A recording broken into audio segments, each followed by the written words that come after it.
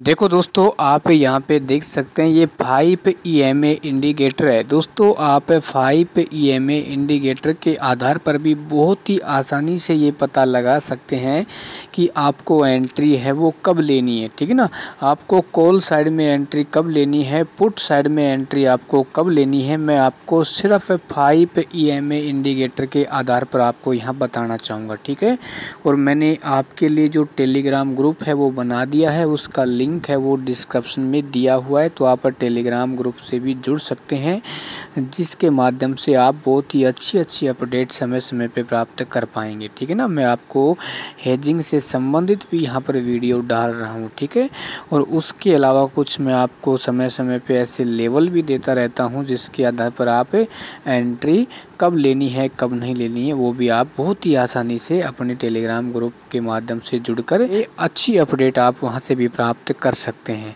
देखो दोस्तों, आपको एंट्री कैसे लेनी है। देखो दोस्तों, आपको सिर्फ ये दो बातें ध्यान रखनी है।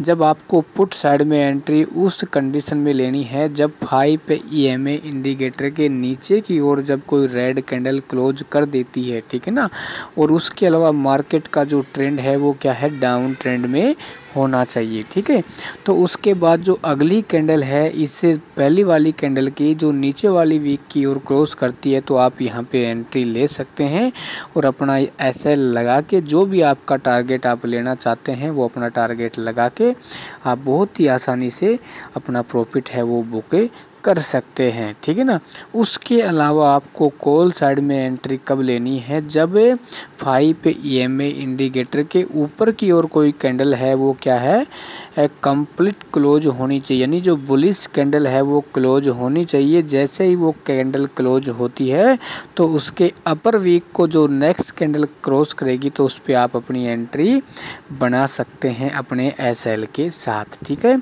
अच्छा उसके अलावा मैं कुछ छोटी मोटी बातें और बता देता हूँ। यदि मान लो आपको रेजिस्टेंस का पता है, सपोर्ट का पता है, यानी डिमांड सप्लाई का भी यदि आपको पता है, तब भी आपको अच्छी कंफर्मेशन मिलेंगी और आप 5 EMA इंडिकेटर के आधार पर भी बहुत ही आसानी से एंट्री बना सकते हैं। ठीक है ना, तो आप एंट्री बनाने से पहले इन पर पहले कुछ दिनों के लिए प्रैक्टिस करें, बैक टेस्ट करें दोस्तों। ठीक है, देखो मार्केट में हर चीज़ से पैसा बनता है ना। कभी आपको ट्रेड लाइन से आपको प्रॉफिट होगा, कभी आपको सपोर्ट रेजिस्टेंस से, कभी ऑप्शन चेन से, कभी आपको डिमांड सप्लाई से, कभी आपको इंडिकेटर के आधार पर आपको प्रॉफिट होता है ना। ऐसा नहीं होता है कि भाई एक ही दिन सभी चीज़ों से आप प्रॉफिट कर सकते हैं। ठीक है, तो इनमें प्रैक्टिस करें, आप इसमें एक्सपर्ट बने दोस्तों। शेयर मार्केट से पैसा कमाना बहुत ही आसान है, बस शर्त यह है पहले आपको शेयर मार्केट को सीखना पड़ेगा। यदि आप मार्केट को सीख जाते हैं